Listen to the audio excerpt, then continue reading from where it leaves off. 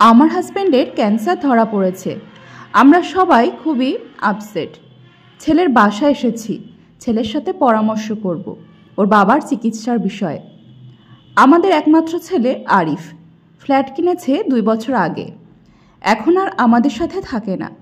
ওরা নতুন বাসায় উঠেছে, তাও প্রায় বছর হয়ে গেল। ছেলে নতুন ফ্ল্যাটে ওঠা নিয়ে ওর বাবার মনে একটু কষ্ট ছিল। ওনার ইচ্ছা ছিল একমাত্র ছেলে বাবা মায়ের সাথেই থাকবে যতদিন বাবা মা বেঁচে আছে। কিন্তু তখন আমি আরিফের বাবাকে শুধু একটা কথাই বলেছিলাম, ছেলে নতুন ফ্ল্যাট কিনছে, এটা খুশির বিষয়। নতুন বাসায় থাকতে চাইছে, এই বিষয় নিয়ে আরিফকে কিছু বলল না। আর হয়তো তোমার কথায় ছেলে আমাদের সাথে থেকে যাবে, কিন্তু খুশি মনে থাকবে না। ছেলে মেয়ে বড় হলে ওদেরকে ওদের মতো থাকতে দিতে হয়, তা না হলে তিক্ততা চলে আসে সংসারে। তখন উনি বলল, রেনু, কত কষ্ট করে বাড়িটা করেছিলাম, মনে বড় আশা ছিল ছেলে, ছেলের বউ, নাতি নাতনিদের নিয়ে বুড়ো বয়সে জমজমাট পরিবার নিয়ে বসবাস করব। আরিফের ফ্ল্যাটের বাসার ঘরে সবাই বসে আছি। এখনও ছেলে অফিস থেকে বাসায় আসেনি। আসলে সবাই মিলে ঠিক করব চিকিৎসা কোথায় কিভাবে হবে তা নিয়ে। সবাই বলতে ছেলে, বৌমা আর নাতি, আর আমরা 2 জন। সারা জীবন যা ইনকাম করেছি তার সবই তো ছেলের পিছনে খরচ হয়েছে। ছেলেকে ভালো স্কুলে কলেজে পড়ানোয়, ওর সমস্ত চাহিদা মেটানোয়। সবশেষে পেনশনের টাকায় সবটা তুলে বড়লোকের মেয়ের সাথে বিশাল অনুষ্ঠান করে জাঁকজমকভাবে বিয়ের আয়োজন করেছি ছেলের। নিজেদের সব দায়িত্ব পালন করেছি, ছেলের কোনো স্বাদ অপূর্ণ রাখিনি। আজ আরিফের বাবার এত বড় একটা অসুখ ধরা পড়ার পর মনে হচ্ছে কিছু টাকা আমাদের নিজেদের অসুখ বিসুখ ভালো মন্দের জন্য রাখা খুবই দরকার ছিল। ছেলে বড় চাকরি করে, বেতন ভালো, তবে তাদের সংসারের খরচ অনেক।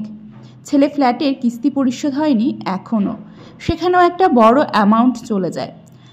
ফ্ল্যাট কেনার আগেই বলেছিলাম, বাবা ফ্ল্যাট না কিনে এই বাড়িতেই তোমার নিজের জন্য 3 তলাটা একটু আধুনিক করে করে নাও। ছেলে রাজি হয়নি, বলেছে এই চেপা গলিতে থাকা সম্ভব না তার পক্ষে। আমরাও কিছু বলিনি, কারণ সে এখন তার নিজের মতো চলার বয়সে এসে গেছে। এখন তো আর সব কিছুতে আমাদের দখলদারি করা চলে না। ডোরবেল বাজলো, ছেলে চলে এসেছে। বৌমাকে বললাম, বৌমা আরিফ ফ্রেশ হয়ে আসুক, তারপর সবাই একসাথে চা খাবো। ছেলে আসলো, তারপর আমরা সবাই মিলে ডাইনিং টেবিলে বসলাম। ছেলে মন খারাপ করে কথা বলতে লাগলো। আমারও চোখে পানি চলে আসলো।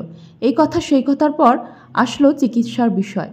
ছেলে এবার বলল, মা আমরা ঢাকাতে বাবা চিকিৎসা শুরু করি।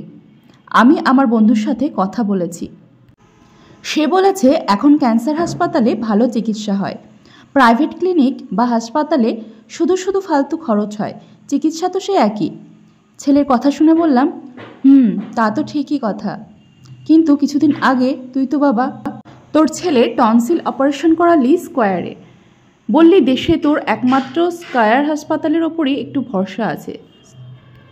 ছেলে তখন বলল, মা ক্যান্সারের চিকিৎসা অনেক ব্যয়বহুল, বাবার চিকিৎসার টাকা কোথা থেকে আসবে?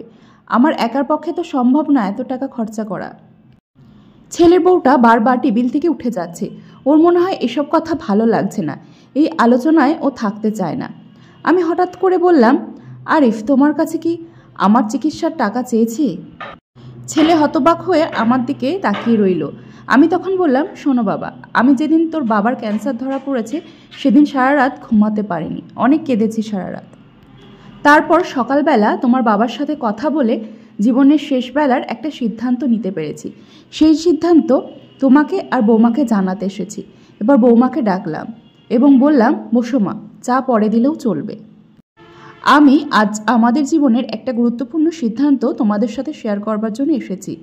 তারপর বলতে শুরু করলাম, তোমার শ্বশুর যখন আমাদের বাড়ির জায়গাটা কেনে তখন জমিটা আমার নামে কিনেছিল, তাই বাড়িটাও আমার নামে। আর আমাদের চিপাগলির জায়গার মূল্য এখনকার বাজারে 2 কোটি টাকার ওপরে। আমি ঠিক করেছি বাড়িটা বিক্রি করে দেব। এ বিষয়ে আমি পাশের বাসার আমজাদ ভাইয়ার সাথে কথা বলেছি, উনি কিনতে রাজি। আরিফ যখন ফ্ল্যাট কেনে তখনই আমজাদ ভাই বলেছিল, বাড়ি বেচলে আমাকে বলবেন, আমি কিনব।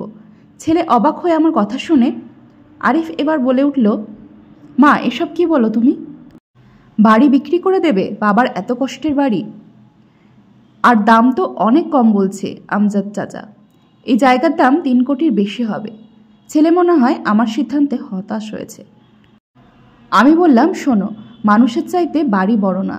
আমি তোমার বাবাকে নিয়ে চেন্নাই যাব চিকিৎসার জন্য। আমরা চিকিৎসা বাবদ খরচ করব 1 কোটি টাকা, আর 1 কোটি টাকা ব্যাংকে রাখবো। মাসে 80-90 হাজারের মতো পাবো। তা দিয়ে আমার মনে হয় ভালোই চলতে পারবো।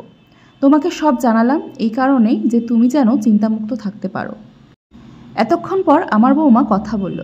মা, আমি আপনার সিদ্ধান্তে খুবই আনন্দিত। মা, দোয়া করবেন আমিও যেন আপনার মতো হতে পারি।